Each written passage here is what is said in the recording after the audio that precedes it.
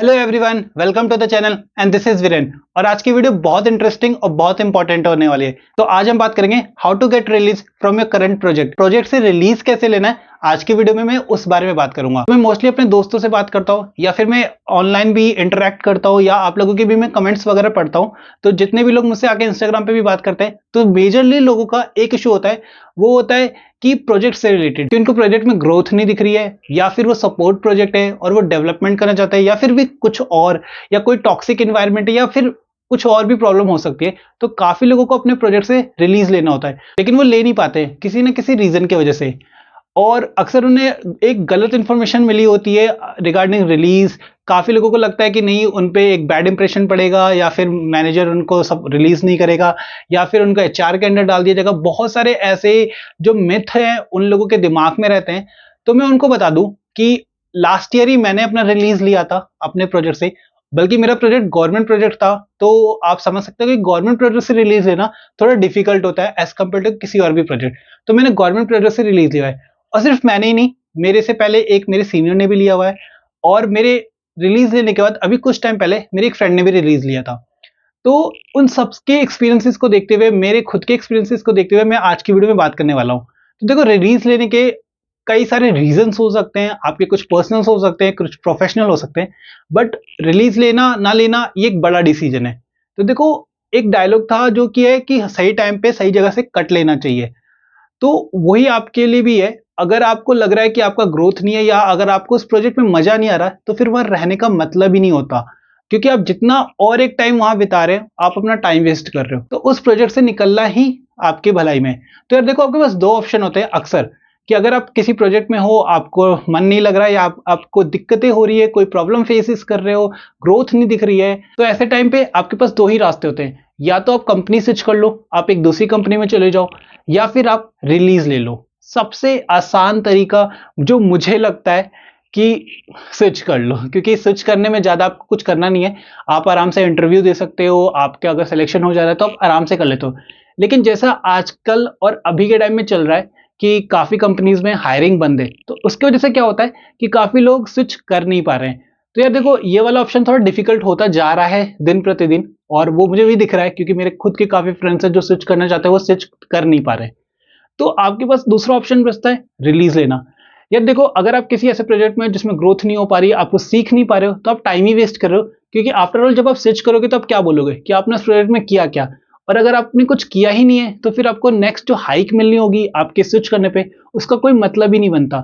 तो इसीलिए रिलीज वाला भी ऑप्शन काफी सही है। बात करते हैं रिलीज कैसे लेना है। तो देखो यार, सबसे पहले अपने लीड्स को बताओ और अपने मैनेजर को। सबसे इंपॉर्टेंट ये है कि उनको कन्वे करो अपनी बात कि अब आपको इस प्रोजेक्ट में आपको ग्रोथ नहीं दिख रही है और आपको यहां से निकलना है। रीजंस आप अपने पर्सनल भी दे सकते हो। स्पेशली काफी मेरे एक सीनियर ने, उन्होंने अपनी शादी का रीजन दिया था कि उनकी शादी हो गई और वो लोकेशन चेंज करना चाहते हैं। तो ये रीजन ज्यादातर लड़कियों के केस में काम कर जाता है, जिन लोग शादी करते हैं या फिर उनके केस में काम कर जाता है कि वो लोकेशन चेंज करना चाहते हैं due to family, due to marriage. तो उनके लिए ये रीजंस काफी काम करता है, लेकिन लड़कों के केस में थोड़ा कम काम करता है। तो उनको क्या कहना है, ग्रोथ के बारे में बात कर सकते हैं, वो अपने डिफरेंट स्किल के बारे में बात कर सकते हैं, वो अपने डिफरेंट इंटरेस्ट की बात कर सकते हैं कि उन्हें इस टेक्नोलॉजी पे नहीं किसी और टेक्नोलॉजी पे काम करना है। तो इससे रिलेटेड वो बात कर सकते हैं। हाँ, थोड़ी डिफिकल्टी आती है बट ये भी काम कर जाता है। तो ये आप पहले अपने मैनेजर और अपने लीड को कन्वे करो, उसके बाद देखो उनका क्या रिएक्शन आता है। उस बेसिस पे फिर आप एक ऑफिशियल ऑफिशियल देखो, कुछ भी चीज होती है तो ऑफिशियल जरूर रखने की जरूरत है। ये तो आपने अनऑफिशियली बात कर ली अपने मैनेजर से, अपने लीड से, वो आपको थोड़ा मैनिपुलेट कर सकते हैं, वो आपको थोड़ा बोल सकते हैं कि नहीं अभी न मत लो, या वो ये बोल सकते हैं कि आपके पसंद का टेक्नोलॉजी अभी प्रोजेक्ट में आ जाएगा, या फिर कुछ और बोल सकते हैं कि अभी रिलीज लेना थोड़ा मुश्किल है, वगैरह वगैरह। डिफरेंट डिफरेंट बातें वो कर सकते हैं। फिर उनमें आपको फंसने की जरूरत नहीं है, क्योंकि बहुत से ट्रैप्स दिए जाते हैं। मुझे खुद को दिए गए थे, काफी लोगों को दिए जाते हैं। तो उन ट्रैप्स में फंसने का कोई मतलब नहीं है। उसके बाद एक ऑफिशियल मेल जरूर लिखो। मेल आप अपने मैनेजर को लिख सकते हो, साथ में एचआर को जरूर सीसी में डाल लो। ऐसा मत करना कि सिर्फ मेल मैनेजर को कर रहे हो, लीड को डाल के, और किसी दूसरे को नहीं इन्वॉल्व कर रहे हो। जी नहीं, इस केसेस में क्या करना है, आपको एचआर को भी इन्वॉल्व कर लेना है। आपके इससे क्या होता है कि रिलीज लेने के चांसेस बढ़ जाते हैं।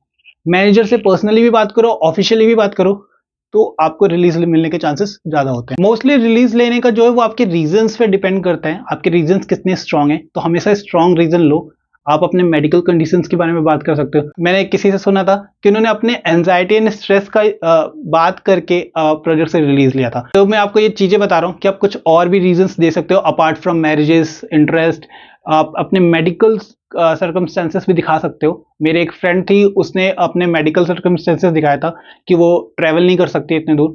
तो आप ये सारे रीजंस दे सकते हो और इसके बेसिस पे आपको रिलीज मिलने के चांसेस बढ़ जाते हैं। देखो यार, जब भी मेल करो ना तो लूप में लेके चलना, अपने एचआर को लेके चलना, लीड्स को लेके चलना, ताकि सबको क्लियर रहे कि हाँ तुम्हारा इंटरेस्ट क्या है।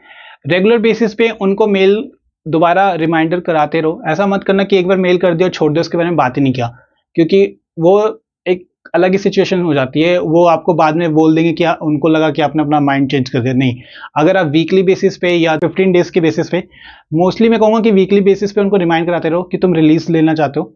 और एक बार अगर आपके मैनेजर ने कह दिया कि हाँ वो ठीक है रिलीज लेने के लिए ओके, तो आपको आराम से मिल जाएगा। इस वीडियो को तो मैं यहीं एंड करना चाहूंगा। मिलते हैं हमारे नेक्स्ट वीडियो में। अगर आपको रिलीज से रिलेटेड और भी कुछ इश्यूज हैं या कुछ पूछना है तो आप मुझे कमेंट कर सकते हो, साथ में मेरे इंस्टाग्राम पे भी आके बात कर सकते हो। तो मिलते हैं हमारे नेक्स्ट वीडियो में, तब तक के लिए कीप वर्किंग।